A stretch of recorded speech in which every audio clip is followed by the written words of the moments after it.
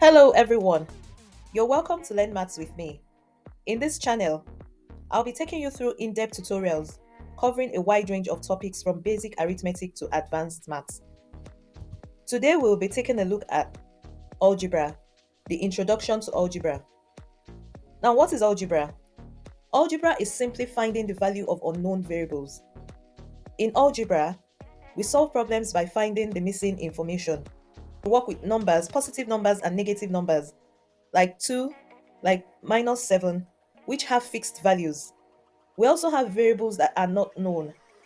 These can be represented by symbols or letters.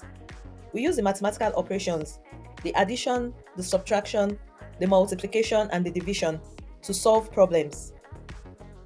Now, suppose you have a shop where you sell shoes, and one pair of shoes costs £5. If a customer comes in with £25 and wants to buy as many shoes as they can, how many shoes will the customer be able to buy? Now, the missing information in this case is the number of shoes that the customer can buy. We can express this as an algebraic equation and then solve for the unknown. So 5, which is the cost of the shoes, times an unknown will give me 25. So I can go ahead and solve for the unknown. An algebraic expression contains numbers, operations, and one or more variables, also known as unknowns. For example, 3y plus 2. I have the numbers 3, then I have the unknown, which is the y, and I have the arithmetic operation, which is the plus, the addition. Now, you need to know that 3y is also the same thing as 3 times y. Let us take a look at the laws guiding the addition and the subtraction in algebra. We can only add up if their letters and their exponents are the same. In my example, 3y plus 2y, yeah, I can go ahead and add it because the unknown variables is represented by the letters y. So 3y plus 2y will give me 5y. In my example 2, 5x plus 3y, I can't add it together because I'm dealing with the unknown x and also y. So I can't add up this together. Example 3, 3x raised to the power 2 plus 2x raised to the power of 3. Now I have the same letter x, but with different powers, different exponents. So I still will not be able to add them up. Example 4, 2ab plus 4bc. Here I have AB and I also have BC, so I won't be able to add them up. The only time when I'll be able to add them up is when I have the unknowns represented by the same letters. My example 4, 3a minus a. Yes, I can easily go ahead and subtract that because I have the same letters a. My example 6, 3b minus 2a. I have different unknown variables, so I can't subtract them. And then example 7, 4xy minus 2ab. For the same reason, I won't be able to subtract them. Before we go into multiplication and division in algebra, let's take a look at multiplication and division of negative numbers. If you have a negative number multiplying a negative number, you get a positive number. If you also have a positive number multiplying a positive number, you also still get a positive number. But if you have a negative number multiplying a positive number or a positive number multiplying a negative number, you get a negative number. So what it means is that if you have two negative numbers, it gives you a positive number. Two positive numbers, it gives you a positive number. But if you have a negative number and a positive number, it gives you a negative number. Whether you're multiplying or you're dividing, it applies. Now, for example, 3 multiplied by -2. This is a positive number multiplying a negative number. So my answer is going to be negative. 3 times 2 is 6. So my answer will be -6. -3 times -2. I have two negative numbers, so my answer is going to be positive. 3 times 2 is still 6, and my answer is positive. -6 divided by 2 is going to give me -3. 6 divided by 2 is going to give me 3. -6 divided by -2 is also still going to give me 3.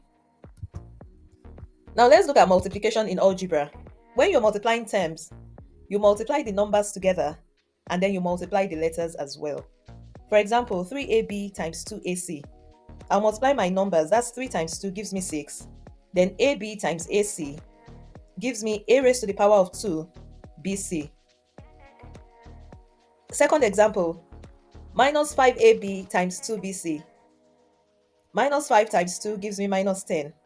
Then ab times bc gives me AB times BC gives me AB squared C. The third example, 8xy times minus 2y. My 8 times minus 2 is minus 16. Then my xy times y is xy squared. Let's take a look at more examples. 3a times 5. 3 times 5 is 15 times a, which is 15a. 2a times 3b. 2 times 3 is 6. A times b is ab. So that's 6ab. 3a times 4a. 3 times 4 is 12. A times a is a raised to the power of 2. For division in algebra, when we're dividing terms, it is easier to do this by writing it as a fraction, and then we divide the numbers separately and then the letters. 25ab divided by 5a. If you rewrite this as a fraction, you have 25ab over 5a. So my 25 divided by 5 is 5. Then my ab divided by a, the a crosses itself out, so I'm left with b. Now 6a raised to the power of 2 divided by ab.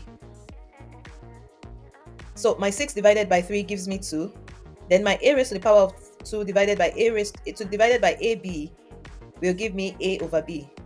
So splitting this up, I have 6 times a divided by 3 times a times b. So a crosses out itself here, and I'm left with a over b. And 6 divided by 3 gives me 2. So my answer is 6, 2a over b. Now, here are some examples for you to try.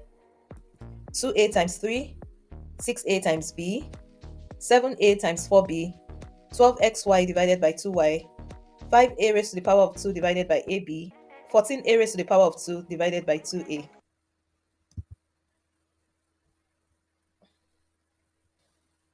Here are the answers. 2a times 3 is equals to 6a. 6a times b is equals to 6ab. 7a times 4b is equals to 28ab. 12xy divided by y divided by 2y is equals to 6x.